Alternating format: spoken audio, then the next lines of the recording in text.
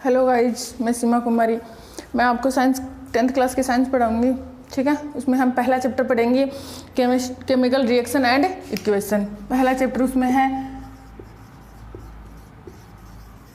Chemical reaction and equation, ठीक है। अब देखो, पहले हमें इस चैप्टर में एक चीज़ समझनी है कि केमिकल रिएक्शन क्या है और फिर इक्वेशन क्या है। फिर केमिकल रिएक्शन का कितनी टाइप की होती हैं वो भी देखनी होती है, इस चैप्टर में हम देखेंगे।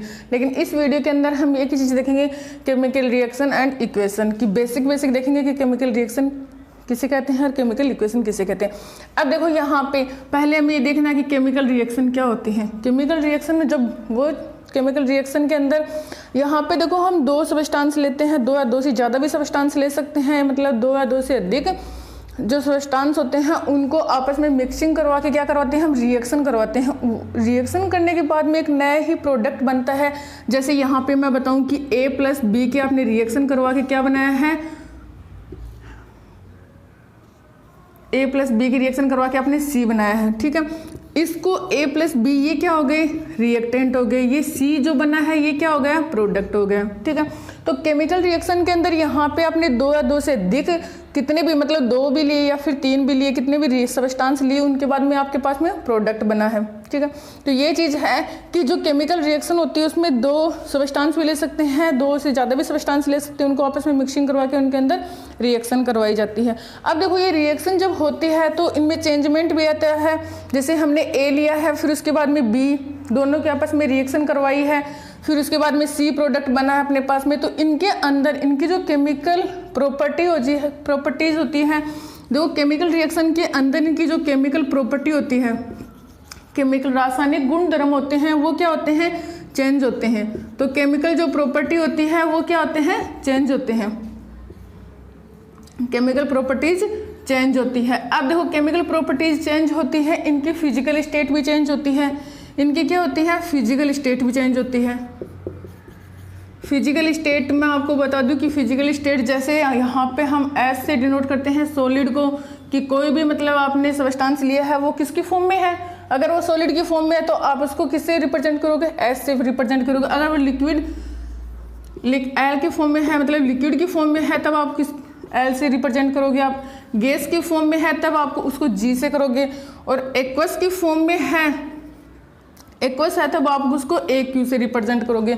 इसका एक्वस का मतलब यहाँ पे देखो, सॉलिड से आप मतलब समझ गए, लिक्विड से भी समझ गए, गैस से भी समझ गए। एक्वस का मतलब होता है जब आप सॉल्यूशन लेते हो तो सॉल्वेंट में जो वाटर होता है वो ज़्यादा होता है, सॉल्यूट कम होता है, उसको बोलते हैं एक्वस सॉल्यूशन। अब यहाँ पे एक चीज़ ये देखनी है कि जो केमिकल रिएक्शन होती है उसमें केमिकल प्रॉपर्टीज़ भी उसकी चेंज होती है और फिजिकल स्टेट भी चेंज होती है। केमिकल प्रॉपर्टीज़ के अंदर हम देखते हैं कौन कौन सी चेंज होती है। जैसे बात करें हम फिजिकल स्टेट, तो ये फिजिकल स्टेट भी चेंज होगी। या फिर बात करें यहाँ पे चेंज क्या होता है, मतलब टेम्परेचर के अकॉर्डिंग टू भी चेंज होता है, कलर भी चेंज होता है।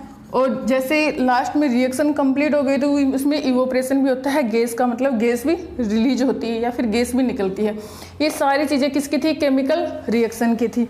अब इसके बाद में हम थोड़ा सा इसमें ये चीज़ और देखेंगे कि जैसे केमिकल रिएक्शन करवाई है तो आपको ये पता है केमिकल रिएक्शन के अंदर कि आपने किन दो केमिकल्स के अंदर आपने रिएक्शन करवाई, उसके बाद में आपके पास में प्रोडक्ट क्या बना है। इससे पहले हम एक चीज़ देखेंगे कि जैसे ही केमिकल रिएक्शन जैसे होती है तो हम लोग क्या करते हैं, अपनी जो डेली लाइफ है, अपना जो डेली रूटीन है, उसमें भी क्या होते हैं, अपनी भी जो डेली रूटीन होती है उसमें काफ़ी सारी केमिकल रिएक्शन होती हैं। मैं आपको बता दूं कि जैसे हम डाइजेस्टिव फूड, एक है डाइजेस्टिव फूड, मतलब जो भोजन हम करते हैं उसका डाइजेस्टिव होता है, वहाँ पे HCl एसिड होता है, हाइड्रोक्लोरिक एसिड होता है, यहाँ पे भी क्या होती है, केमिकल रिएक्शन होती है। सेकंड बात है रेस्पायरेशन करते हैं, वहाँ पे भी क्या होती है, रेस्पायरेशन होती है, O2 और CO2 का एक्सचेंज होता है, वहाँ पे भी केमिकल रिएक्शन होती है। इसके बाद में थर्ड बात कर रहे हैं हम रस्टिंग, आयरन पे जंग लगाना, ये भी क्या है कि केमिकल रिएक्शन ही है। इसके बाद में फोर्थ है जैसे दूध का दही में कन्वर्ट होना, तो फॉर्मेशन ऑफ कर्ड, ये भी क्या है, केमिकल रिएक्शन है, ठीक है। तो ये सारे जो अपनी डेली लाइफ में ये चारों जो रिएक्शन हैं, ये चारों हम अपनी डेली लाइफ में भी यूज करते हैं, डेली टू डेली यूज करते हैं इनको, लेकिन हम लोगों ने कभी ये गौर नहीं किया कि ये सारी क्या है, केमिकल रिएक्शन हैं क्या। तो ये केमिकल रिएक्शन ऐसे ही मिलके बनी होती हैं कि जैसे दो सबस्टांस हो या फिर दो से ज़्यादा सबस्टांस होता है, उन आपस में क्या करते हैं, कंबाइन होते हैं, रिएक्शन करते हैं, रिएक्शन करने के बाद में नया प्रोडक्ट बनता है। ठीक है, ये बात इतनी होगी।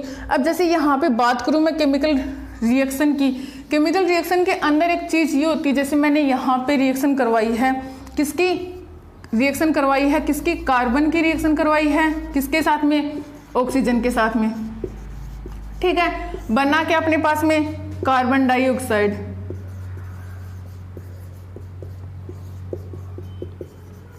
ठीक है, अब यहाँ पे देखो ये तो था केमिकल रिएक्शन को रिप्रेजेंट करना ऐसे कि केमिकल रिएक्शन में जैसे हमने कार्बन लिया, कार्बन को ऑक्सीजन के साथ में रिएक्शन करवाया, फिर अपने पास में क्या बना, कार्बन डाइऑक्साइड बना। ठीक है, ये तो पूरी बातें थी जो मैंने बताई है आपको केमिकल रिएक्शन की। इसके बाद में हम ये चीज़ देखेंगे कि केमिकल इक्वेशन क्या है, केमिकल इक्वेशन के अंदर क्या चीज़ें आएंगी। अब यहाँ पे एक चीज़ देखो कि केमिकल रिएक्शन को ही हम, जैसे हम केमिकल रिएक्शन है, ये क्या है, केमिकल रिएक्शन है, इस केमिकल रिएक्शन को हम किससे रिप्रेजेंट करते हैं, उसके सिंबल से, किससे, उसके सिंबल से प्लस उसकी फिजिकल स्टेट से, उसकी फिजिकल स्टेट से। केमिकल रिएक्शन को उसके सिंबल से और उसके केमिकल रिएक्शन में जितने भी सब्सटेंस काम में आ रहे हैं, यूज कर रहे हैं, हम उनको उनके सिंबल से और उनकी फिजिकल स्टेट से अगर शो कर रहे हैं, उसको लिख रहे हैं, तो वो क्या है, केमिकल इक्वेशन है। केमिकल इक्वेशन जैसे मैंने यहाँ पे लिखा है कार्बन प्लस ऑक्सीजन, तो यहाँ पे लिखूँ कार्बन प्लस ऑक्सीजन, ऑक्सीजन को O2 से लिखते हैं, और एरो का साइन है, एरो के साइन के बाहर आगे क्या बना है, CO2 बना है। देखो CO2 क्या है, गैस में था, कार्बन का क्या है यहाँ पे सॉलिड में, जो ये क्या है, गैस में है, ऐसे है ना। अब यहाँ पे एक चीज़ होती है कि जैसे ये कार्बन की रिएक्शन O2 के साथ में हुई है, तो बना क्या है अपने पास में, कार्बन की रिएक्शन जब क्या बना है, CO2 बनाना है यहाँ पे। तो CO2 जब बनता है, तो यहाँ पे एक चीज़ देख रहे हैं हम, CO2 जब बन रहा है यहाँ पे, तब क्या है कि CO2 गैस की फॉर्म में बन रहा है। तो गैस है, ओबियसली वो ऑपरेशन बताया था मैंने गैस का कि ऐसे एरो करते हैं, इसका मतलब यहाँ से गैस निकल रही है। ठीक है, अब यहाँ पे देखो कि ये सॉलिड की फॉर्म में, ये गैस की फॉर्म में है, ये CO2 हमने ये रिप्रेजेंट किया है किसका, जैसे कार्बन का सिंबल भी लिखा है हमने, इनकी फिजिकल स्टेट भी लिखी है। तो ये एक तरीके से क्या होगा, केमिकल इक्वेशन होगी कि ये क्या है, केमिकल इक्वेशन है। हमने इसको किस तरीके से शो किया है, केमिकल इक्वेशन से शो किया है। ठीक है, तो ऐसे ही हम क्या करेंगे, केमिकल इक्वेशन को, जितनी भी रिएक्शन होती हैं उनको किससे शो करते हैं, केमिकल इक्वेशन से शो करते हैं। अब देखो यहाँ पे ये वाली साइड क्या होगी, इसकी लेफ्ट हैंडेड साइड, और ये वाली साइड क्या थी, राइट हैंडेड साइड। ठीक है, इसके अंदर जितने भी केमिकल रिएक्शन होते हैं उनमें एक लॉ जो आप लोगों ने 9th क्लास में पढ़ा है कि conservation of mass of conservation का लॉ होता है। मास ऑफ कंजर्वेशन में क्या चीज़ है कि न ही तो मास को डिस्ट्रॉय किया जा सकता है, न ही मास को बनाया जा सकता है, मतलब नहीं ही तो मास को डिस्ट्रॉय किया जा सकता है, नहीं फॉर्मेशन किया जा सकता उसको। तो इनका मास होता है वो क्या होता है, इक्वल होता है। तो लेफ्ट हैंडेड साइड का जो मास होता है वो राइट हैंडेड साइड के मास के इक्वल टू होता है। देख लो आप चाहे यहाँ पे कि कार्बन का कितना होता है 12 नंबर का, ऑक्सीजन का कितना आता है 32 मास होता है 32 ग्राम। यहीं पे बात करें हम CO2 की तो कार्बन का 12 है प्लस ऑक्सीजन का कितना होता है 32 इक्वल टू 44 ग्राम, और इन दोनों को भी आप ऐड करोगे तो ये भी कितना हो जाएगा 44 ग्राम। तो ये चीज़ है कि लेफ्ट हैंड साइड और राइट हैंडेड साइड के इनके देखो यहाँ पे अगर कार्बन का एक मॉलिक्यूल है यहाँ पे तो यहाँ पे भी कार्बन का एक ही मॉलिक्यूल होगा। इससे हम क्या करते हैं केमिकल इक्वेशन से रिएक्शन को बैलेंस भी करते हैं। जितनी हम रिएक्शन को बैलेंस करेंगे उसके अकॉर्डिंग टू ही वो रिएक्शन में मास उनका इक्वल होता जाएगा। ठीक है, अब यहाँ पे बात करूँ मैं मैग्नीशियम ऑक्साइड की। मैग्नीशियम ऑक्साइड की यहाँ पे जब बात करूँ कि मैग्नीशियम ऑक्साइड की तो यहाँ पे बात हो रही है मैग्नीशियम ऑक्साइड की। देखो Mg की रिएक्शन, यहाँ पे मैग्नीशियम का एक रबड़ है उसको आप जला रहे हो, बर्निंग कर रहे हो, किसकी प्रेजेंस में, ऑक्सीजन की प्रेजेंस में। किसकी प्रेजेंस में, ऑक्सीजन की प्रेजेंस में। अब यहाँ पे देखो कि आपको ये चीज़ पता है कि जब भी बर्निंग करते हैं किसकी प्रेजेंस में होती है, ऑक्सीजन की प्रेजेंस में होती है।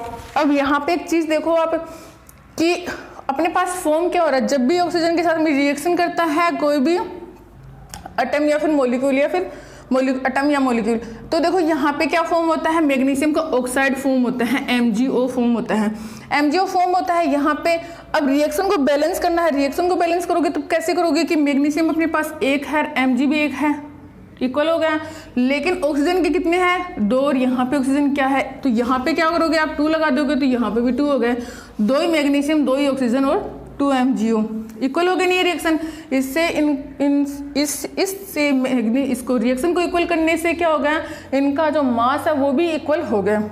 अब देखो यहाँ पे जो इस साइड में होता है उसको बोलते हैं रिएक्टेंट, इस साइड में होता है उसको प्रोडक्ट बोलते हैं। बस इतनी सी रिएक्शन है कि केमिकल रिएक्शन और इक्वेशन के अंदर ये चीज़ बताई थी कि केमिकल रिएक्शन होती है, उनमें 2 सब्सटेंस रिएक्शन करते हैं, नया प्रोडक्ट बनाते हैं, और केमिकल इक्वेशन में उसके सिंबल को और फिजिकल प्रॉपर्टीज़ को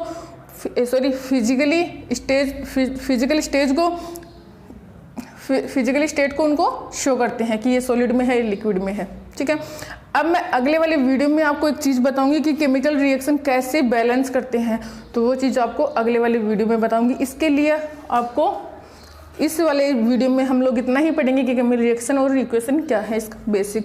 थैंक यू।